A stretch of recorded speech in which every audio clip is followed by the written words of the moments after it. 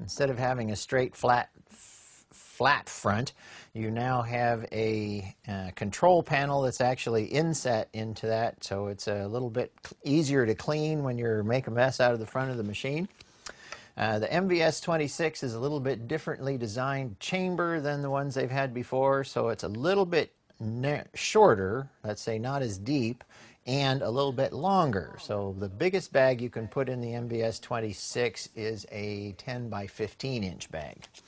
So this is a 10-inch wide bag here, and you can see it stretches just across the heat seal bar. And once again, in a chamber style machine, we don't want to be tucking that bag way down inside because you can't get the air out of it that way.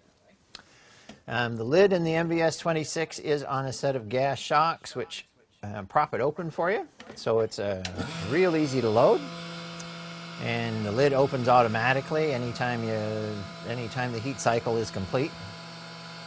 And once again, the object of the game here is to let the pump run and have the bag sitting inside the chambers and flat across the heat seal bar so the air can be extracted from the bag without running an extended cycle or working your pump a little bit too hard.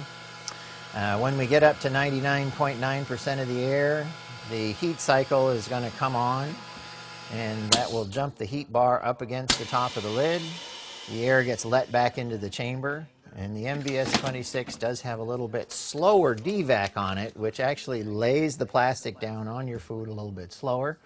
So there are some people that believe that because of that, then the bones don't have as much chance to puncture the bag as if you have a fast inrush of air.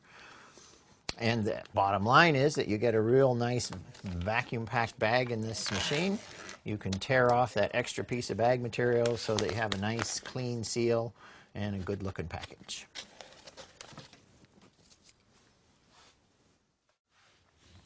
So the controls on the MVS 26 are fewer words and more pictures. The first indicator over here is the amount of air that's coming out.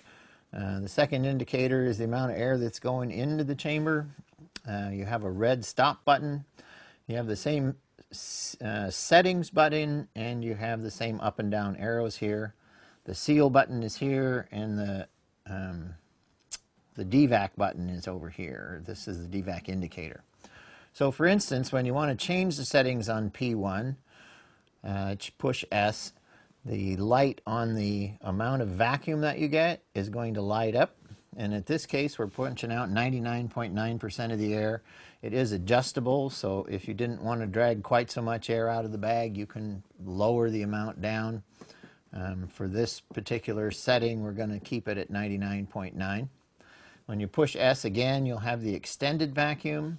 And once again, I really don't use the extended vacuum unless you're doing something that, like a meat product that you want to make sure you get all of the air out of, for like a retort pouch or some other type of pouch that doesn't, I mean, just for freezing, I've never found that running much past 99.9% of the air really does you much good. The settings button again will give you a gas flush, and in this case this machine is not equipped with gas flush, so we'll leave those settings at 0. The heat seal is adjustable.